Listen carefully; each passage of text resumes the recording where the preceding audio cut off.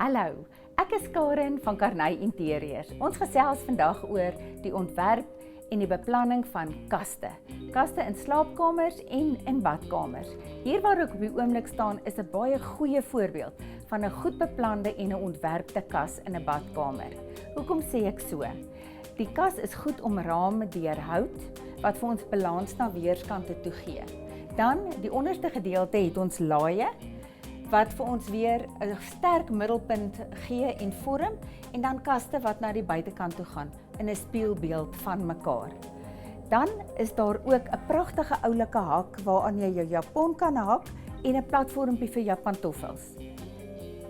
Ook baie belangrik en baie mooi is 'n oorgrootte spieël. Spieël om 'n kleiner vertrek groter te laat lyk en ook om lig in te reflekteer. En dan natuurlik die kersie op 'n koek in 'n badkamer is altyd vars blomme. Vars blomme is die teken van lewe, dit gee daai knertsie kleur en ook geur. Daar is 3 baie belangrike ontwerperspunte wat jy moet in gedagte hou in die beplanning van 'n kas in jou kamer.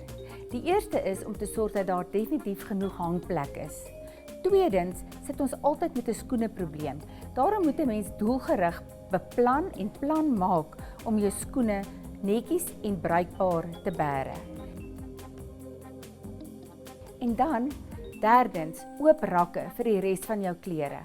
As dit 'n kas is soos wat hierdie een is met oop rakke, is dit belangrik om jou klere op so 'n manier te bære dat dit altyd netjies sal lyk. Daarvoor sal ek voorstel dat 'n mens houers gebruik. So jy sal 'n houer hê vir jou swemklere, 'n houer vir jou serpe, 'n houer vir jou T-hemde en baie lekker, jy kan ook daardie houers doelgerig merk.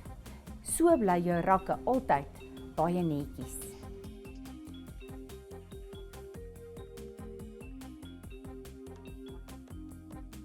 ‘n baie lekker self doen of as jy moet laat doen projek kan wees om 'n laai te neem en dit in spesifieke kompartemente op te deel.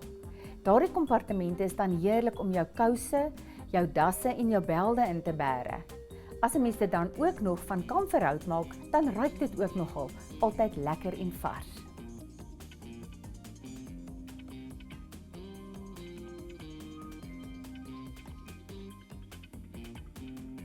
As jy wil saamgesels of dalk nog dekorwenke oor kaste wil hê, ons is op Facebook, Twitter en Instagram. En volgende week is ons terug met nog dekorwenke.